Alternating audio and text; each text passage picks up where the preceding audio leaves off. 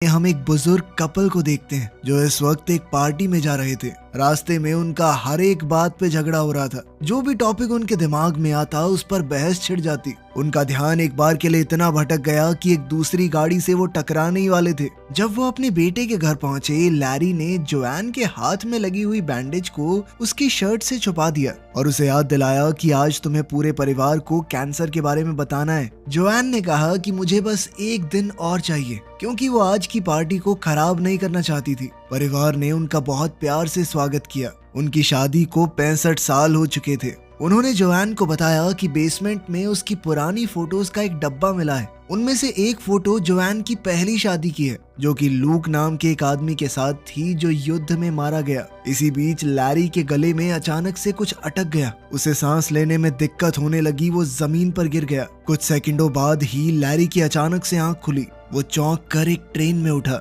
जब train station पर रुकी तो लैरी ने देखा कि बहुत सारे लोग हॉस्पिटल के कपड़े पहने हुए हैं। वो उनके पीछे चला और जल्दी ही जंक्शन में पहुंच गया। वहाँ लोग अजीबोगरीब बातें बोल रहे थे जो उसे समझ नहीं आ रही थी। लैरी ने रिसेप्शन पर खड़ी लड़की से कहा कि मुझे यहाँ पर किडनैप करके लाया गया है, लेकिन रिसेप्शनिस्ट ने कहा कि ऐसा कुछ नहीं हुआ है, आप यहाँ बैठकर अपने एसी का वेट कीजिए। कुछ घंटे बाद भीड़ कम हो गई और लैरी कुर्सियों पर ही सो गया था। तब एना आई और लैरी का नाम पुकारा। उसने बताया कि मैं तुम्हारी एसी हूँ, मतलब आफ्टर लाइफ कोऑर्डिनेटर। इसका मतलब साफ था कि लैरी मर चुका है और अब एना का काम है उसे सही जगह पर पहुंचाना। लैरी अभी भी इस बात को समझ नहीं पा रहा था कि वो मर चुका है। तभी एना ने लैरी को शीशा दिखाया। लैरी ये देखकर हैरान हो गया कि वो फिर से जवान हो गया है। एना ने बताया कि जब लोग जंक्शन पहुंचते हैं तो उनका शरीर वो वाला रूप ले लेता है जब वो अपनी जिंदगी में सबसे ज्यादा खुश थे। जब एना उसे बिल्डिंग दिखा रही थी तो लैरी बार बार बोलने लगा कि मुझे अपनी पत्नी के पास जाना है।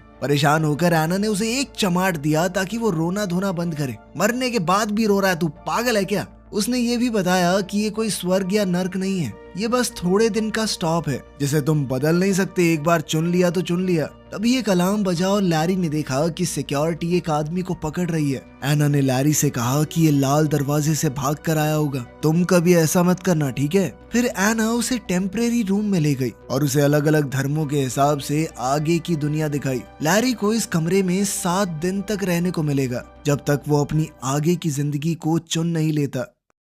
अलमारी में उसके मनपसंद कपड़े रखे हुए थे। कपड़े बदलने के बाद लैरी ने टीवी चलाया, लेकिन सारे टीवी चैनल्स पर यह दिख रहा था कि आप अपनी नई जिंदगी यहाँ शुरू करें, नहीं यहाँ शुरू करें। फिर वो जंक्शन घूमने गया। बहुत सारे स्टॉल देखे जो आगे की जिंदगी का सपना बेच रहे थे। आखिर में भूला भटका वो एक बार में पहुंचा। जैसे ही वो बैठा तो एक सुंदर औरत उसके पास आकर बैठ गई और फ्लर्ट करने लगी। वो दिखा रही थी कि तुम्हारी आगे की जिंदगी दिलचस्प भी हो सकती है। जिस पर लैरी ने कहा कि सॉरी दीदी, मैं शादीशुदा हूँ। बारटेंडर लूक ने लड़की को रोकते हुए कहा कि बार के अंदर एडवर्टाइजमेंट करना अलाउड नहीं है। जिसके बाद वो औरत चुपचाप चली गई। लैरी ने लूक से पूछा कि क्या तुम एक एंजल हो, पर लूक ने कहा कि वो भी उसकी तरह एक आत्मा है जो जंक्शन पर अभी नौकरी कर रही है। लैरी अभी भी थोड़ा कंफ्यूज था तो लूक ने उसे रूल बताए। एक बार अगर तुमने आगे की जिंदगी चुन ली तो उसे बदल नहीं सकते। दूसरी किसी जिंदगी में जाना भी अलाउड नहीं है। अगर कोई भी रूल तोड़ा, ज्यादा दिन यहाँ रुक गए या फिर अपनी जिंदगी बदलने की कोशिश की तो तुम्हें वॉइड में डाल दिया जाएगा। वॉइड एक ऐसी जगह है जहाँ पर सिर्फ अंधेरा होता है, हमेशा के लिए। उनके बीच अच्छी बातचीत हो गई तो लैरी ने लूक को बताया कि यार, मेरी पत्नी को कैंसर है, मैंने वादा किया था कि उसका ख्याल रखूंगा। अब बुरा लग रहा है कि उससे पहले ही यहाँ पर आ गया। खैर, 1-2 गटकाने के बाद लैरी अपने कमरे में जाकर सो गया। अगली सुबह एना ने बेड पर चढ़कर लैरी को उठाया। बेचारा लैरी चौंक कर उठा। खैर, फिर वो एना से पूछने लगा कि लोग यहाँ पर नौकरी क्यों कर रहे हैं। एना ने कहा कि कुछ लोग ये मान ही नहीं पाते कि वो मर चुके हैं। कुछ अपने परिवार या जिनसे भी वो प्यार करते हैं उनका वेट कर रहे हैं कि वो भी एक बार मरने के बाद यहाँ आ जाएं तो फिर चले जाएंगे एक जगह पर। और सबसे ज्यादा बुरा तो उनके साथ हो रहा है जो चुन ही नहीं पाते। लैरी ने पूछा कि मेरी पत्नी का क्या हाल है, जोआन, वो भी जल्दी मरती होगी है ना? लेकिन एना ने कहा कि ये इन्फॉर्मेशन अभी नहीं मिल सकती। लैरी ने फैसला किया कि वो जोआन का इंतजार करेगा। एना ने कहा कि देखो, 7 दिन का स्टे तो फ्री है, उसके बाद तुम्हें भी काम करना पड़ेगा अगर रुकना है यहाँ पे, और साथ ही बेसमेंट में शिफ्ट होना पड़ेगा। कुछ दिन निकल गए लेकिन जोआन का कोई अता पता नहीं चला। एना ने कहा कि तुम श्योर हो इसमें कई महीने भी लग सकते हैं, ऐसा भी तो हो सकता है उसका कैंसर ठीक हो गया हो। इसके बाद लैरी ने फैसला किया कि वो एक प्यारा सा घर बसाएगा जोआन की याद में, ताकि जब भी वो आए तो सब कुछ एकदम तैयार हो। उस रात लैरी ने अपनी पत्नी के लिए एक चिट्ठी लिखी। उसी वक्त कैंसर से जोआन मर गई और वो भी ट्रेन में उठी। अगली सुबह एना लैरी को उसकी नई जिंदगी की तरफ ले जा रही थी। लैरी ने एना को चिट्ठी देकर कहा कि जोआन को दे देना, लेकिन एना ने कहा कि ये रूल्स के खिलाफ है, अगर हो पाया तो कर दूंगी, पक्का नहीं कह सकती। लैरी अब स्टेशन की तरफ गया जबकि जोआन ट्रेन से उतर रही थी। एस्केलेटर पर लैरी ने अपनी पत्नी को देखा लेकिन जोआन ने उस पर ध्यान नहीं दिया। बेचैन होकर बेचारा लैरी भी वापस हो लिया। वहाँ जोआन शीशे में अपना जवान चेहरा देख रही थी। दोनों मिले और प्यार से गले लगे। जोआन पहले ही समझ गई थी कि वो मर चुकी है। उसने लैरी को डांटना शुरू कर दिया कि इस तरह से कौन मरता है, बेवकूफ हो गया, ध्यान से नहीं खा सकते। तभी वहाँ रायन आया जो कि जोआन का आफ्टर लाइफ कोऑर्डिनेटर है। वो जोआन को लैरी से अलग करके उसके पहले पति लूक के पास ले गया, जो बेचारा 67 साल से उसका इंतजार कर रहा था। जोआन लूक को देखकर बहुत इमोशनल हो गई। तभी लैरी बीच में कूद पड़ा। अरे कुछ नहीं होता,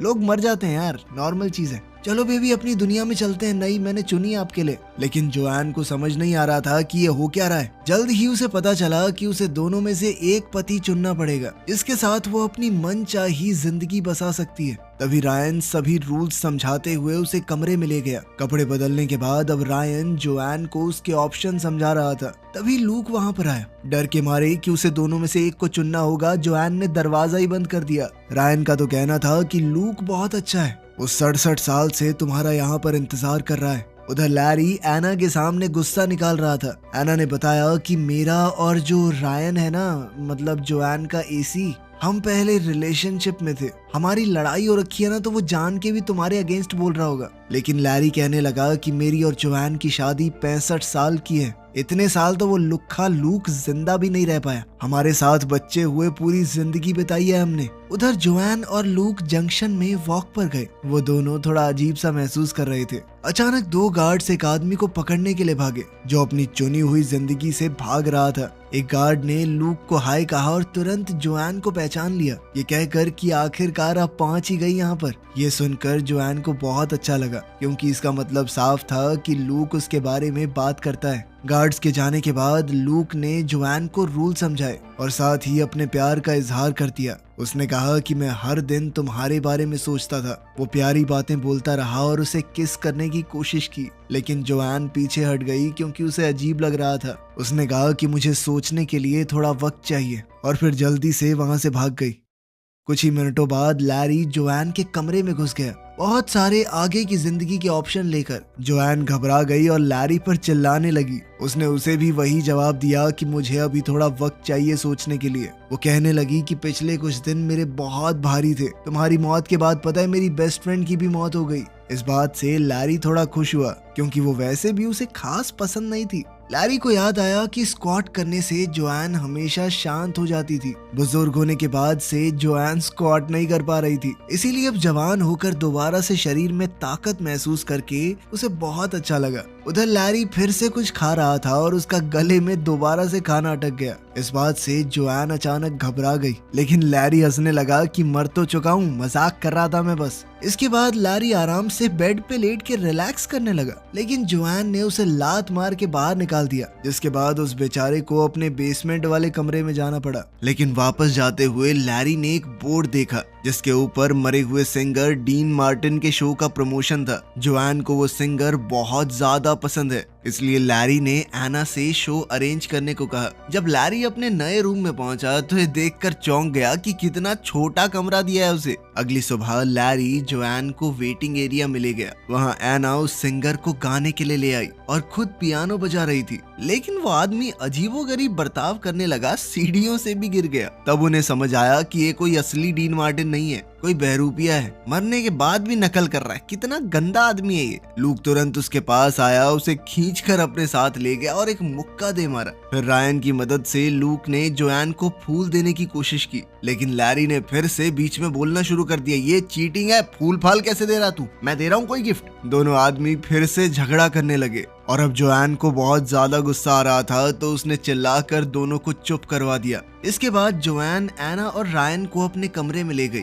और उन दोनों पर काफी देर तक अपना गुस्सा निकाला। फिर उसने चिढ़कर कहा कि कोई तो रास्ता निकालो, ऐसे कैसे फैसला लूं मैं। कोऑर्डिनेटर्स ने रूल तोड़ने के लिए एक लंबी फोन कॉल की। कुछ देर बाद जोएन अपने दोनों पतियों को रूम में ले आई। कोऑर्डिनेटर्स ने बताया कि तुम्हारा केस थोड़ा सा खास है, इस वजह से हमें एक स्पेशल वीजा मिला है। जोएन को 2 बार चुनने की इजाजत मिलेगी। एक बार के लिए वो लैरी के साथ अपनी जिंदगी जाकर देख सकती है और एक बार लूक के साथ। उसके बाद उसे फैसला करना ही होगा। दोनों लड़के फिर से झगड़ा करने लगे कि पहले कौन जाएगा और उनके बीच में हाथापाई होने लगी। इसलिए जोएन फिर से चिल्ला पड़ी। उसने कहा कि पहले कौन जाएगा ये हम टॉस करके पता लगाएंगे। फिर से बहस शुरू हो गई। इस बार रायन ने दोनों को रोका। लैरी ने सिक्का उछाला और लूक जीत गया। ट्रेन राइड के दौरान लूक और जोएन पुराने दिन याद करते रहे। जल्द ही वो एक खूबसूरत पहाड़ पर पहुंचे, जहां साफ आसमान और हरा भरा जंगल है। घूमते हुए दोनों ने बहुत मजे किए, एक दूसरे का हाथ थामकर। शाम को रेस्टोरेंट में डिनर हुआ। जोएन बार बार अपने बच्चों और पोता पोतियों के बारे में बात कर रही थी, जिससे लूक थोड़ा अनकंफर्टेबल हो गया। लूक ने कहा कि मुझे बुरा नहीं लगा, बस ये सोचकर थोड़ा दुख होता है कि तुम्हें ये जिंदगी मैं नहीं दे पाया, पर उसे इस बात की खुशी है कि जोएन ने एक अच्छी जिंदगी जी। जोएन ने कहा कि मैंने कुछ वक्त तक तुम्हारा इंतजार किया था, पर फिर क्या करती, तुम चले गए थे। मरने के बाद कोई लौट कर थोड़ी आता है। फिर लूक जोएन को एक जगह पर ले गया जिसे आर्काइव्स कहते हैं। ये यहाँ पर हर चुनी हुई जिंदगी में होती है, जहाँ आत्माएं अपनी जिंदगी की यादें दोबारा देख सकती हैं। दोनों ने अपने रिश्ते के सारे जरूरी पल देखे। वो पहली मुलाकात, पहली बार एक दूसरे को चूमना, शादी का दिन और जंग पर जाने से पहले का वो आखिरी वादा। जोएन ने आखिरकार फिर से लूक को चूम लिया। उसने बताया कि मैं टूट गई थी तुम्हारे मरने के बाद। यादें आगे चलती रही और लूक ने देखा कि कैसे लैरी ने जोएन को प्रपोज किया। ये देखकर लूक गुस्से में बिल्डिंग से बाहर निकल गया। उसने कहा कि लैरी ने एक दुखी औरत की फीलिंग्स का फायदा उठाया है, मौका देखकर चौका मारा है उसने। जोएन ने समझाने की कोशिश की कि ऐसा कुछ नहीं है, लेकिन लूक ने नहीं सुना। इसी बीच लैरी भड़क रहा था, क्योंकि लूक सबको बताता था कि मैं जंग में मारा गया लड़ते हुए दुश्मन से। अब इस तरह वो खुद को हीरो दिखाएगा तो कोई कैसे लड़े। लैरी को डर था कि कहीं जोएन उसे न चुन ले। इस पर एना ने कहा कि जोएन को याद दिलाना कि वो उससे प्यार क्यों करती थी। लैरी ने कहा कि मुझे तो खुद भी नहीं पता वो क्यों प्यार करती थी मुझसे, लेकिन मैं एक इंसान को जानता हूँ जो शायद बता सकती है। कुछ देर बाद लैरी जोएन की बेस्ट फ्रेंड कैरन से मिला, जो काफी बूढ़ी लग रही थी। कैरन ने बताया कि उसके सबसे ज्यादा खुश दिन तब आए जब उसका पति मर गया, क्योंकि तभी वो खुलकर अपनी जिंदगी जी पाई। खैर, कैरन ने बताया कि मुझे तुम शुरुआत में बिल्कुल पसंद नहीं थे, पर धीरे धीरे अच्छे लगने लगे। लैरी ने पूछा कि मुझे घंटा फर्क नहीं पड़ता, तुम बताओ कि जोएन मुझे क्यों पसंद करती है। कैरन ने कहा कि मुझे क्या पता, लेकिन इतना जरूर कह सकती हूँ कि तुमने जोएन को बहुत खुश रखा है। इसके बाद लैरी लूक के कमरे में गया कोई राज ढूंढने के लिए। दीवारों पर निशान है जो दिखाते हैं कि लूक अपनी मौत के बाद हर एक दिन गिन रहा था और अपनी किताब में वो जोएन की ड्राइंग्स बना रहा था। तभी लूक वहां आ गया और लैरी पर चिल्लाने लगा कि तूने जोएन के साथ गलत किया है। जब वो दुखी थी तो तूने मौके पर चौका मारा है। दोनों बेकार सी लड़ाई में उलझ गए। इसी धक्का मुक्की में लैरी का लेटर उसकी जेब से गिर गया। अब लूक कहने लगा कि जहां पर तुमने प्रपोज किया उस जगह को मैं और जोएन अपनी खास जगह मानते थे, तो सीधी सी बात है जोएन वहां पर मेरे जाने के बाद अकेला महसूस करेगी। तूने उसी चीज का फायदा उठा के पटा लिया उसे। अगले दिन लैरी जोएन को एक दूसरी जिंदगी दिखाने बीच पर ले गया। वो जिंदगी काफी पॉपुलर थी, तो बहुत सारे लोग थे वहां पर। वो दोनों बातें करने लगे और एक दूसरे को चूमने ही वाले थे कि तभी एक लड़के ने बॉल से लैरी को मार दिया और फिर मूड खराब करने के लिए कहने लगा, तुम्हें पता है मैं कैसे मरा। खैर, बाद में दोनों समुद्र में अपनी बोट लेकर गए। लैरी ने जोएन से माफी मांगी कि तुम्हारी मौत के वक्त मैं साथ नहीं था। साथ ही वो इस तरह की बातें मारने लगा कि हमारे बच्चे हमें साथ देखते तो कितने खुश होते। इस पर जोएन कहने लगी कि तुम मेरा दिमाग बदलने की कोशिश कर रहा है ना, चालाक कहीं के। बच्चों की बात किसको बता रहा है। और उनके बीच में फिर से झगड़ा हो गया। अब जोआन कहने लगी कि तुम समझ नहीं पा रहे मेरी सिचुएशन। मैंने अलग अलग वक्त पर तुम दोनों से ही प्यार किया है, तुम दोनों के साथ सारी जिंदगी रहने की कस्में खाई हैं। इस पर लैरी कहने लगा कि अगर मैं लूक की जगह होता तो मैं भी तुम्हारा इंतजार करता।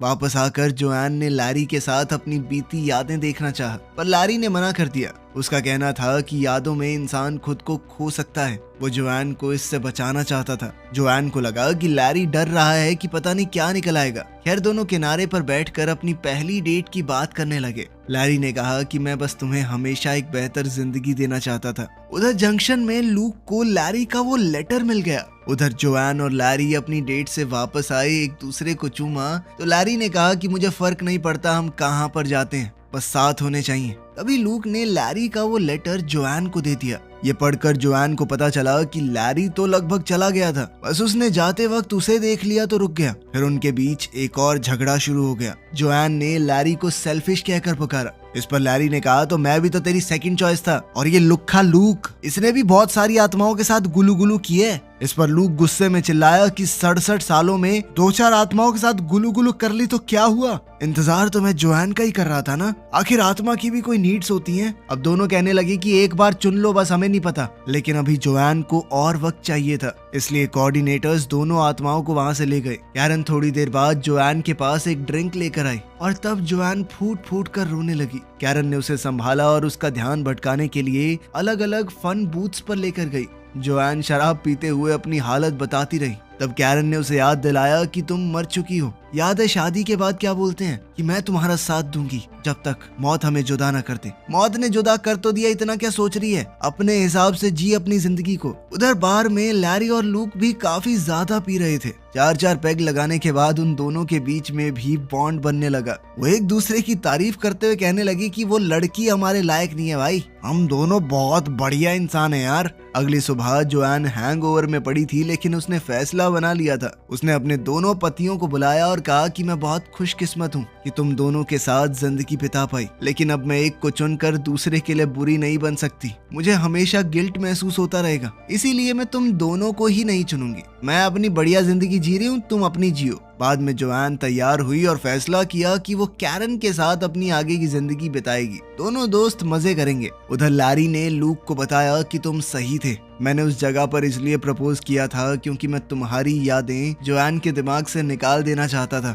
मर भी शायद इसलिए गया क्योंकि तुम्हारी शादी की पिक्चर देख ली थी। इस पर लूक ने भी जवाब दिया कि तूने जोआन के साथ जो जिंदगी जी है उससे मुझे भी बहुत जलन होती है। फिर लैरी को याद आया कि उन सब का शरीर वैसा दिखता है जैसे वो अपनी जिंदगी के सबसे खूबसूरत पलों में दिखते थे। लूक बिल्कुल वैसा दिखता है जब जोआन उससे शादी करने को मान गई थी। लैरी वैसा दिखता है जब जोआन उसके दूसरे बच्चे के साथ प्रेग्नेंट थी। ये सोचकर लैरी को अचानक से कुछ समझ आया। वो भागकर जोआन के पास गया। स्टेशन पर लैरी ने जोआन को ट्रेन में ढूंढ लिया और उससे कहा कि एक आखिरी बार बात करने के लिए नीचे आ जाओ। उसने कहा कि तुम्हारे बाल लंबे हैं, हमारी शादी के दौरान तुम्हारे बाल छोटे थे। इसका मतलब ये है कि तुम लूक के साथ जब थी तो वो तुम्हारी जिंदगी के सबसे खूबसूरत पल थे। तुम उसे चुनो ना, हमेशा खुश रहो। पहले तो जोआन ने मना किया, लेकिन लैरी ने कहा कि यही सही है। दोनों रोते हुए एक दूसरे से आखिरी बार गले लगे। कुछ समय बाद लूक और जोआन अपनी आगे की जिंदगी के लिए ट्रेन में जा रहे थे। लैरी जंक्शन में घूम रहा था क्योंकि वो नहीं जानता उसे कहाँ जाना है।